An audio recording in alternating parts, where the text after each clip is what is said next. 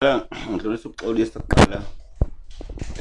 enkulumeni ebengikhulumile ngiphazanyiswe i-load shedding ngoba naye kapheli. Ngizobingelela nina besilo nonke bese ngibingelela undunankulu kwaZulu, ngiphinde ngibingelele amakhosi onke ohlanga, ngiphinde ngibingelele isizwe sonke sase-South Africa, bese ngithi ngidlulisa ukukhathazeka kakhulu okwenzekayo la eSouth Africa bafowethu, ukuthi thina esibancane noma thina sisuke sesikhulumile nokuthi siphathiswe uNkulunkulu ukuthi sibone into engakenzeki yenzeke. Niyakhumbula kuqala bengilapha nakabulawayo ngiyokhuluma ngayo lento ukuthi uhulumeni akasheshe ayiphakamele kungaze kulimale into eziningi lapha eMzansi. Manje ke sinenkinga namhlanje ngoba ngifika nje uthi uyafika kulonke idropa abantu abasathathi manje futhi ke abasantshontshi sebeyathatha ngoba ufica abantu bethatha ezitolo abesabi namaphoyisa futhi manje akhathele. Kanti ngeke ngayidlulisa lento ukuthi amaphoyisa ayesinawo mancane namasotsha futhi mancane nemali futhi bayakhala ngayo namajele ethu ngoba kuthiwa nje ethi uhulumeni ababoshwa abantu mancane amajele kulaba abantu abangaka abangena bezenzele nje fanele ngabe manje uthatha isinqumo esifanele ukusave country yethu ukuthi ingabi nobubha nendlala ngoba emva kwaso sonke lesimo sizolamba ngoba uthi uyabheka nje manje uhulumeni ngabe uyahlala nojaji phansi mhlambe kubukakala ukuthi uformer president lena abakhala ngayo abantu ukuthi ayiphume mawuthi uyababuza ukuthi yini nikwenze lokhu bathi abadedele unqamalala. Bengithi mina upresident wethu yini ukuthi engahlali nojaji phansi engcono bethatha isinqumo sokuthi noma bekuthiwa ube na lawo macala kodwa ngcono kube bembophele ekhaya ngoba manje inkinga lena esibhekene nayo futhi ngibona ngathi kusekuncane lokhu uma ukuthi namhlanje akakwazi upresident ukuthi akwazi ukuthi athathe isinqumo ngalento ngoba ngichaza nje ukuthi abantu manje uyababona ukuthi balambile abantu futhi abantu manje abasenendaba nalutho futhi abantu ngendlela manje ngeke nisakwazi ukuthi nibacontrole mangahle kungenziwa lento ngoba into engiphatha kabi kabuhlungu manje ukuthi i-government yethu ayikhiphe kulento engcono ithi mayimkhipha lapho umsholozi engcono imbophele ekhaya lakhe ngoba vele usemdala angiboni ukuthi engabaleka. Lokho sigwemela ukuthi uhulumeni ekwazi ukubopha kahle igebengu ngoba kunabantu asebenza izinto manje mawuthi uyambuza lo muntu umbona lo muntu uyaganga bese ethi haya kukhishwe unqamalala. Manje leyo nto leyo uhulumeni ngicela ukuthi ayibhekisise futhi ngoba ngiyathanda ukuthi ama-advice mi noma ngingelutho kuyena kodwa wathathe ngoba egcineni yonke into engisuke ngiyikhuluma mina iyenzeka. Uyabona nje lento uhulumeni mayengayilungisi uzobona nje futhi besuka abantu begijime beyelene emtshezi lapha abamgcinele khona unqamalala bese befuna ukuyomlanda ngenkani. Angithi lapho futhi kusazophinde futhi kumosheke futhi izakhiwo futhi izophuma ngaphi le mali yokulungisa yonke lento lena lapha eMzansi ngoba egcineni manje ngoba abantu beyithathela nje sinezingane ezincane izingane ezifuna ubisi lophuma ngaphi ubisi ngoba kungcono mina la ekhaya umlungu yasenga uMr Chronic izinkwa zizophuma ngaphi ekuseni zeingane. Number 2 kulamabhizinisi onke lana angaka akhona lapha eMzansi ade kusebenza osisi bethu kusebenza obhuti bethu kusebenza nabafowethu sebezosebenza phi kusasa ngenxa nje kube khona ukuthi kuqiniswa amakhanda. Ngisho bekuthiwa khona amagqubu ebebenawo abaholi bethu kodwa manje akungagcini manje sikugaxela thina ngoba phela vele ngiyazi mina ukuthi lento eyenzekalayo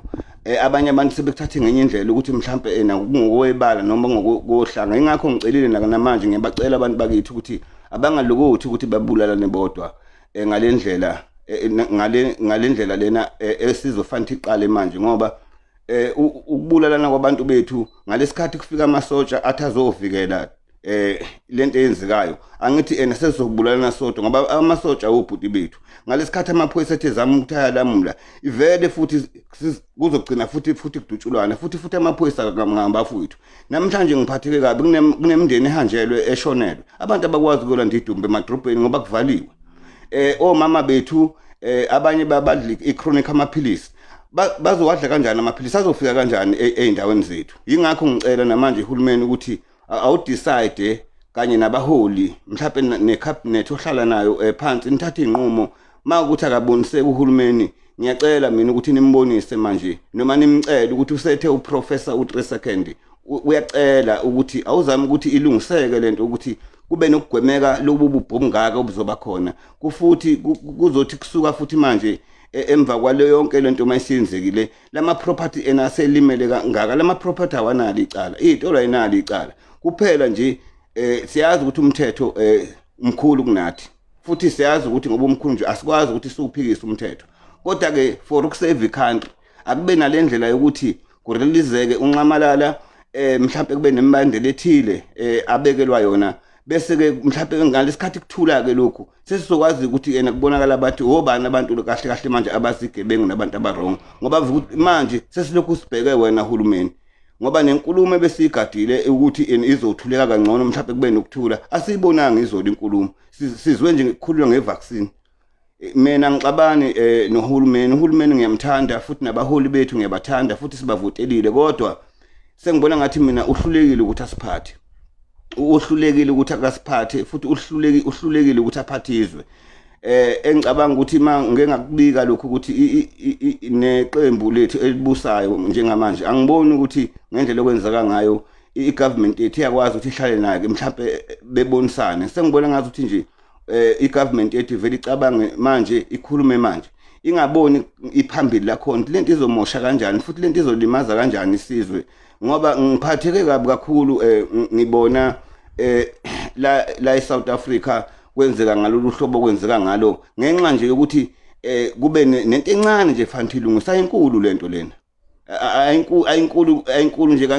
ayinkulu nakakhulu lento engafanele kwenziwe ukuthi nje kuphela uhulumeni akahlale phansi kukhishwe le ndoda bukhishwe umsholozi lapha na engcono ke bekwazi kumgcinela ekhaya mhlawumbe kuzoma yonke lento lena bese kuba imake ukwazi ukuthi kulungiseke futhi fanele nazi mina ukuthi lokho engikukhulumayo ngikukhuluma ngoba mhlawumbe ngeseka unqamalala ngifuna ukubeka lokho mina ngibona isimo nangokuthi kusaveke icountry ingakho ngithi ingane zakwethu ngiyadabuka ngisosizini ngoba kusasa nje abantu fanele bevuke ekseni bawuthenga amasaka empuphu work edrobheni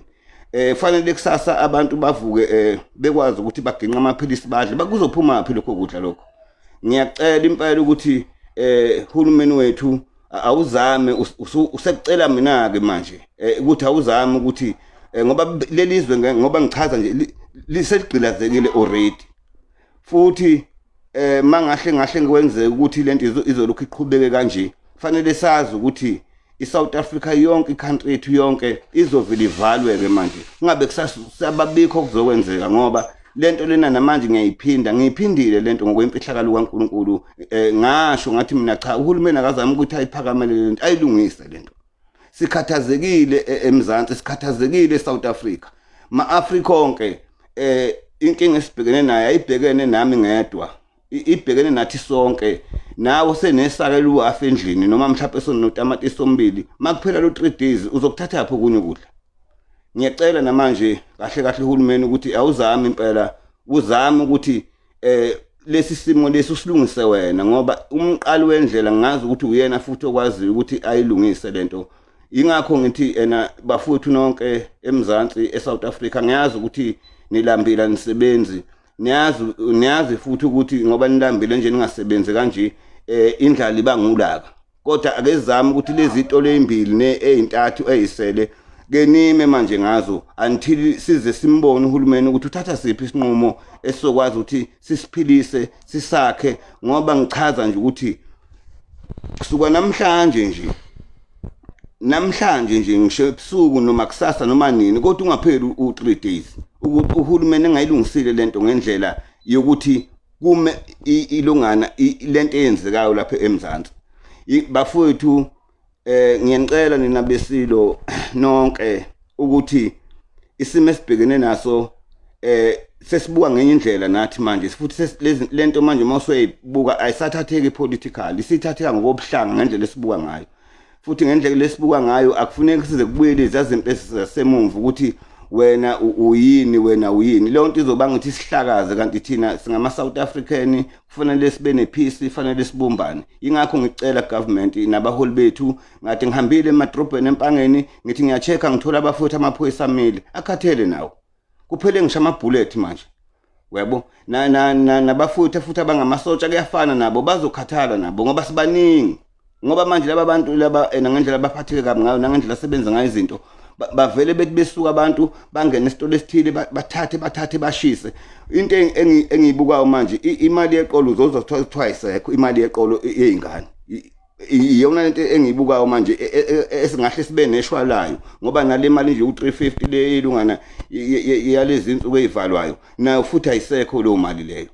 yikho ngithi namanje ngiyakhala ingane zakwethu ngiyakhala kuwe uhulumeni ukuthi lekelela lento izwi lilodwa likuwe nesinqumo sikuwe ungazizibi ngoba ukuziba kwakho ivele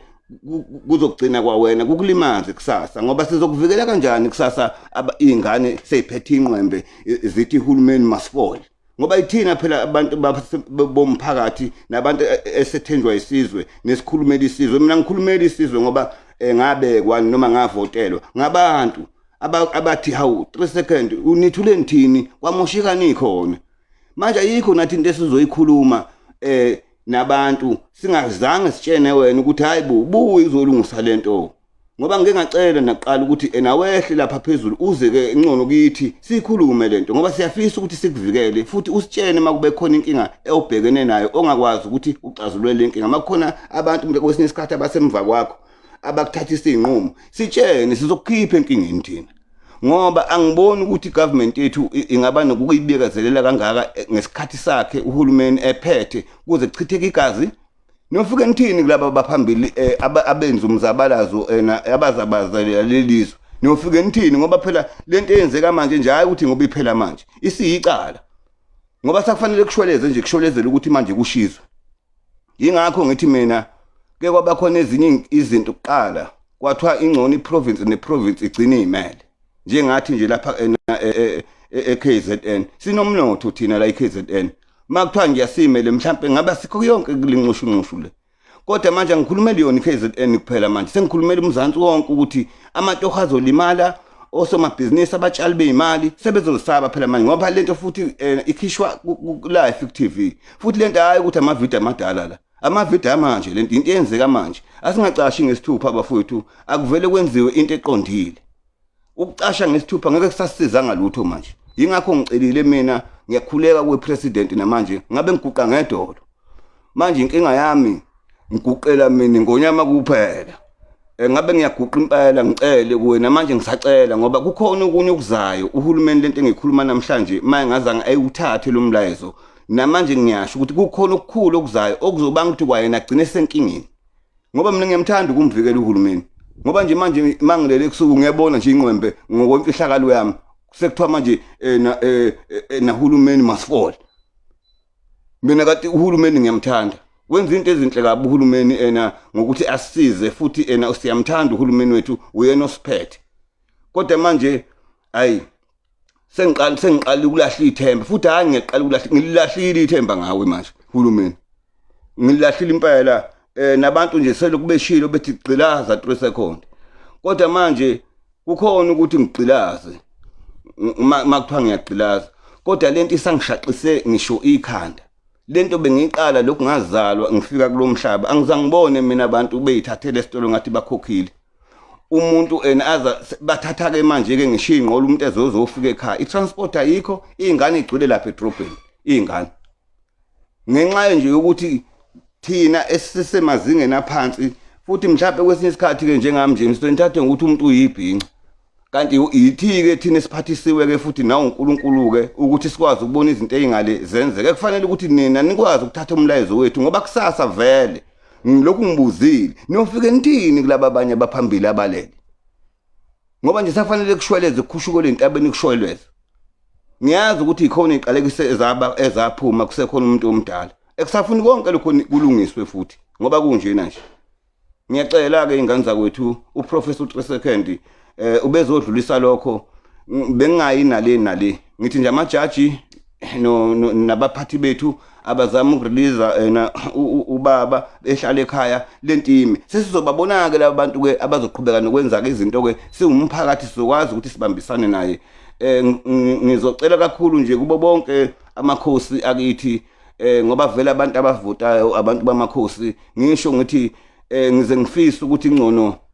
amakhosi ebeyiphathe eSouth Africa eyinqumene esuke ithatheka ngoba mhlambe ngabe kungcono ngoba nezinduna nazo ziyakhala namanje zithi imali kaziyitholile induna yonke lonto leyo kuningi okwenzekayo kodwa lokhu bese kubekezelela lokho kunye lokhu ngeke kubekezelele sizobekezela kanjani silambile ingane sikwazi manje ukuyikhuza uthi uyamkhuza umfana edrobheni umfana nje nangumfana athethatha izinkwa nama-aphula ngithi wenzani mfana uthi khiphani umsholozi usho kimi angisimi phela mina ngangibophe nomsholozi yikho ngithi majaji nohulumeni isolveni lento ilungiseni masinyane lento lena ngoba yicala ezulwini lento yicala elikhulu kabe ezulwini ngesikhathi senu niphethe mina njengami nihlulekile ukusiphatha yikho ngithi mina ngiyacela nonke bafowethu isizwe sonkana ngiyacela ukuthi ake sime manje ukulimaza impahla ke sime manje ukudamage ama property ngoba wona wanacala ake sibhekane nayo lento lena yokuthi sikhulume singqono nohulumeni ukuthi akazami ukuthi ayilungise lento ngokusheshsha futhi ingathathi isikhathi eside. Ngibonge kakhulu ke uyabonga uProfessor uTresekhendi nginithanda nonke ngithi nina enigulayo niseyibhedlela ngithi ngicela ukuthi nginibeke emkhulekweni inkosi inibusise nizokwazi ukuthi niphile nani nina eningazi ndothatha nihlanganiseni eningadlile ekuthema kufika lesimo kwathola ukuthi imali azikho nomama bethu abadayisa emadrobheni abayizamelayo nabafowethu bezokuthutha bemboni ngiyazi nje manje oToyota kabatsheniwe nje ukuthi nayi ngadliwa imonto ngoba basibona nabisimo kodwa bazofuna imali makuphela inyanga yikho ngithi bafowethu uyabonga kakhulu udokotela futhi uProfessor uTresekhendi ngithanda yonke iSouth Africa ngithanda neAfrica yonke ngithanda nani nina bakithi ngiphesheya kwelwandle ngithi inkosi nibusise uProfessor uTresekhendi uyanithanda nina besilo ngiyabonga.